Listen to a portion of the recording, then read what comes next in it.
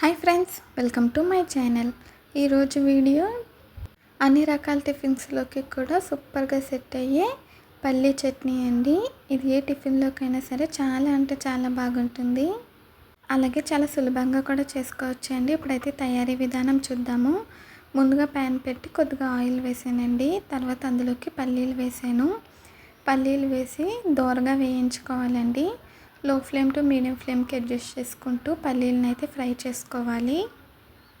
కలుపుకుంటూ ఫ్రై చేయాలండి. అప్పుడే మనకి అన్ని సైడ్స్ కూడా బాగా ఫ్రై అవుతాయి.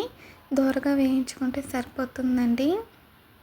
ఈ పల్లీ చట్నీ అన్ని టిఫిన్స్లోకి కూడా చాలా బాగుంటుందండి.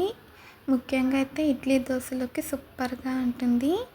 ఈ పల్లీలు అయితే ఫ్రై అయిపోయినాయండి. వీటిని అయితే ఒక ప్లేట్లోకి తీసుకుని పక్కన పెట్టాను. తర్వాత అదే ప్యాన్లో ఇంకొంచెం ఆయిల్ అయితే వేసానండి. ఆయిల్ వేసిన తర్వాత శనగపప్పు, మినపప్పు వేసాను. అదొక స్పూన్, ఇదొక స్పూన్ అండి, సరిపోతుంది. తర్వాత కరివేపాకు, కారానికి తగినంత పచ్చిమిర్చి, ఎండుమిర్చి వేసి వేయించాలి. ఎండుమిర్చి అయితే ఒకటి తీసుకున్నానండి, ఎక్కువ పచ్చిమిర్చి తీసుకున్నాను. ఎండుమిర్చి, పచ్చిమిర్చి వేసి బాగా ఫ్రై చేయాలి. పోపుని బాగా వేయించాలండి. ఇది కూడా మనకి ఫ్రై అయిపోయింది కదా, దీన్ని కూడా ఇప్పుడు మనం ఈ బాక్స్లోకి అయితే తీసేసుకుందాము. చాలా సింపుల్గా చేసుకోవచ్చండి, సూపర్గా ఉంటుంది. ఇప్పుడైతే మనకి ఇది రెడీ అయిపోయిందండి. తర్వాత ఇందులో కొద్దిగా అల్లం ముక్క వేసాను, చిన్నది సరిపోతుందండి. అల్లాన్ని వాష్ చేసి వేసానండి. తర్వాత వెల్లుల్లిపాయలు వేసాను, ఒక 5 వేసానండి. ఒకవేళ మీకు ఇష్టం లేకపోతే అల్లం వెల్లుల్లిపాయ స్కిప్ చేసేయచ్చండి. వేసుకుంటే అయితే చాలా బాగుంటుంది.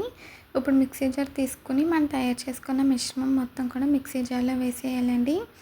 వేసేసి కన్సిస్టెన్సీకి తగ్గట్టుగా వాటర్ అయితే వేసుకొని మూత పెట్టేసి కొద్దిగా సాల్ట్ వేసుకొని మూత పెట్టి మిక్సీ పట్టుకోవాలి.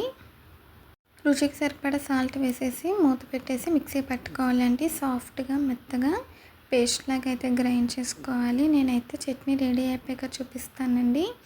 చూడండి ఫ్రెండ్స్, ఇప్పుడైతే చట్నీ మిక్సీ పట్టేసాను, రెడీ అయిపోయింది. చూసారా ఫ్రెండ్స్, చాలా బాగుంది కదా. ఇప్పుడు దీనికి కొంచెం పోపు పెట్టుకుంటే ఇంకా చాలా రుచిగా ఉంటుందండి. పోపు కోసం ప్యాన్ పెట్టి కొద్దిగా ఆయిల్ వేసాను. ఆయిల్ అయితే హీట్ అవ్వాలండి. హీట్ అయిన తర్వాత మనం పోపు దినుసులు అయితే వేసుకోవాలి. కొద్దిగా ఆవాలు, అలాగే శనగపప్పు, మినప్పప్పు వేసానండి. ఇది పచ్చి శనగపప్పు. తర్వాత కొంచెం కరివేపాకు, ఎండుమిర్చి వేసి వేయించాలి. పోపు పెట్టుకుంటే చట్నీ టేస్ట్ అనేది చాలా బాగుంటుందండి. ఈ పోపునైతే వేయించాలి. ఇది ఫ్రై అయిపోయిందండి. తర్వాత చట్నీని అయితే నేను ఇందులో వేసేసాను. ఇలా పోపు గిన్నెలో చట్నీ అనేది షిఫ్ట్ చేసుకుంటే పోపు ఫ్లేవర్ అంతా కూడా చట్నీకి బాగా వస్తుందండి. లేదంటే మనం ఏదైనా బాక్స్లోకి తీసుకుని అందులో కూడా యాడ్ చేసుకోవచ్చు, మన ఇష్టము. ఇప్పుడు మిక్సీ జార్లో ఇంకొద్దిగా వాటర్ వేసేసి చట్నీ అంతా కూడా వేసేసానండి. ఇప్పుడు దీన్ని ఒకసారి బాగా కలుపుకోవాలి. అంతేనండి, చాలా ఈజీగా టేస్టీగా మనకి పల్లీ చట్నీ అయితే రెడీ అయిపోయింది. ఈ విధంగా ఒకసారి ట్రై చేయండి. అన్ని టిఫిన్స్లోకి కూడా సూపర్గా ఉంటుంది. ముఖ్యంగా ఇడ్లీ దోశకి అయితే బెస్ట్ కాంబినేషన్ అండి. ఈ వీడియో నచ్చిందా అండి? నచ్చితే మీరు ట్రై చేస్తే ఎలా వచ్చిందో కామెంట్స్లో అయితే తెలియజేయండి. ఈ వీడియో నచ్చితే ప్లీజ్ లైక్ చేయండి, షేర్ చేయండి, సబ్స్క్రైబ్ చేయండి, బెల్ ఐకాన్ క్లిక్ చేయండి, అలాగే కామెంట్ చేయండి. మళ్ళీ కలుద్దాం. Bye friends.